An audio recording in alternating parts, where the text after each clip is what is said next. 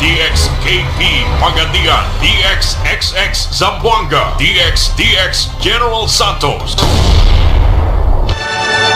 RPN Radio Philippines Network, DXKD Dipolo Radio Ronda, member kapisanan ng mga broadcaster ng Pilipinas.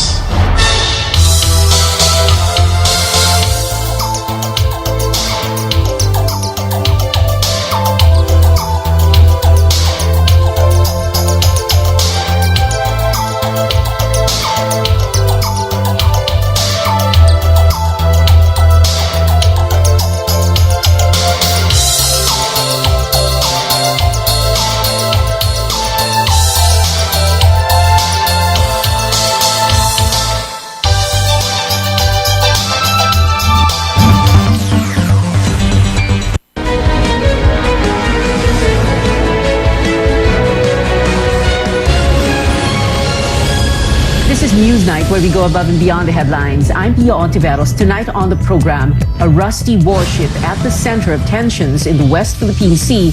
China claims the Philippines committed to remove the vessel from Ayungin Shoal, but the government says otherwise.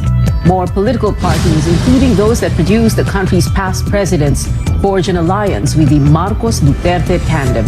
This as the ruling PDP Laban party clarifies there are no plans just yet for Senator Bongo to withdraw from the presidential race.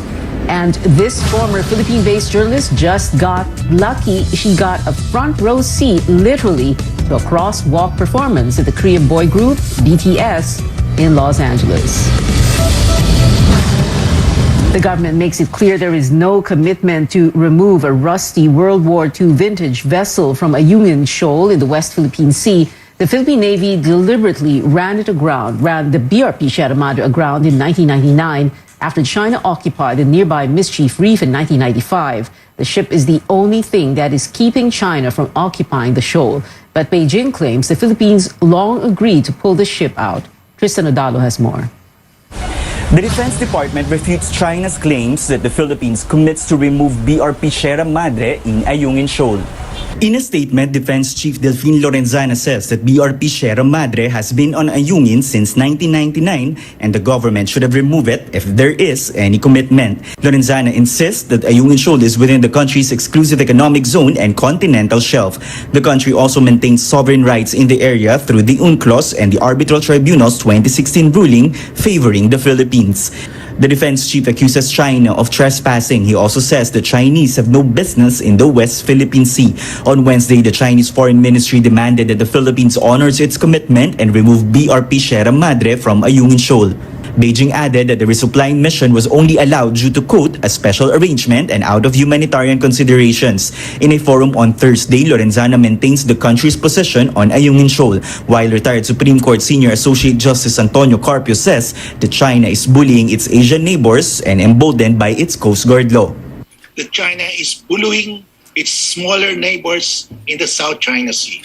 China's new Coast Guard law brings back the world to the turbulent era before the 1945 UN Charter, when the armed force or war was a legitimate means of acquiring territory or settling disputes between states. Disputes the West Philippine Sea is our main concern. China remains aggressive in asserting its claims in the South China Sea, seriously challenging our interest in the area. I told the Chinese ambassador that no one can prevent us from doing what we have to do within the West Philippine Sea, where we have sovereign rights by international laws. This is not the first time that Beijing talked about a certain commitment allegedly made by the Philippines. China also made the same remarks in 2014 but was disputed by the DFA. Tristan Odalo, CNN Philippines. In a series of tweets, Foreign Affairs Secretary Teddy Locsin echoed President Duterte's remarks at the recent summit with China and other Southeast Asian nations, condemning Beijing's recent attack on Philippine boats and urging the Asian giant to exercise utmost self-restraint and adhere to international law.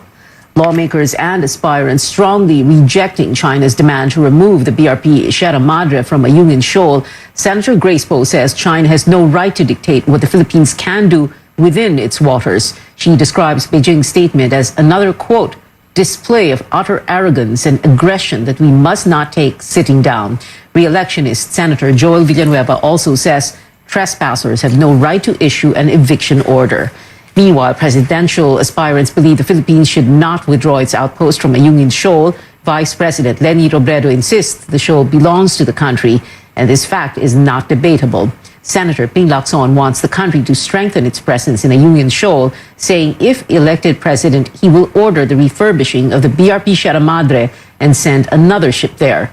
Lacson also insists having a balance of power among other countries will best serve the interest of the Philippines.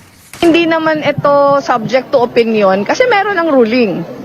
Meron ng ruling yung arbitral tribunal. Kaya nga lagi nating inuulit-ulit na kung covered na siya ng ruling ng arbitral tribunal, hindi naman tayo kailangan makipagdebate.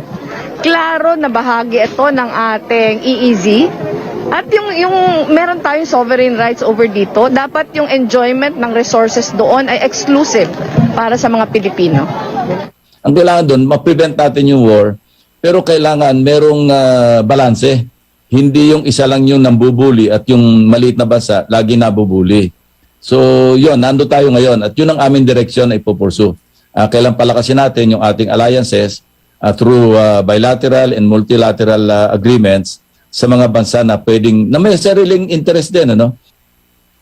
Another aspirant, Manila Mayor Isko Moreno, says if he were commander-in-chief now, he would encourage all fishermen to go to the disputed waters and send Navy and Coast Guard ships to protect them.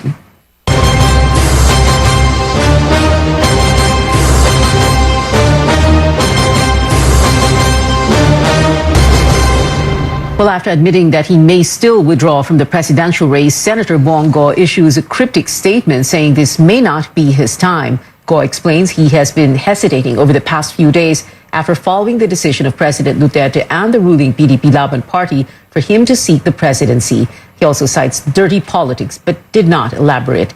The senator says he is committed to public service but adds, quote, "Sa ngayon, baka hindi ko pa po panahon," unquote.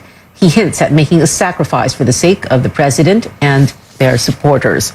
Earlier, Go said supporters, particularly in the Davao region, are torn between him and another candidate. Go had been saying he wanted Davao City Mayor Sara Duterte as his running mate, but the presidential daughter chose another aspirant, former Senator Bongbong Marcos.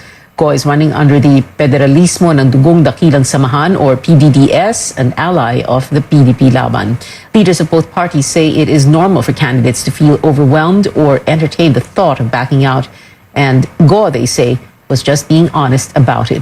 They add there is no plan B for them at this point, as they expressed full support for the senator.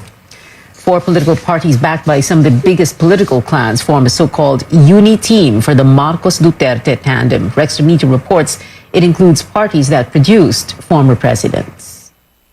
More political parties are now supporting the 2022 tandem of Bongbong Marcos and Sara Duterte. Among them, the Puwersa ng Masang Pilipino or PMP and the Davao Region-based Hugpong ng Pagbabago or HNP. They are joining Bongbong's Partido Federal ng Pilipinas or PFP and Sara's Lakas CMD party. The coalition is called the Uniteam Alliance. PMP is the party of former President Joseph Estrada and son Jinggoy, who is eyeing a Senate comeback next year. Kaming tatlo po ay pawang mga anak ng presidente.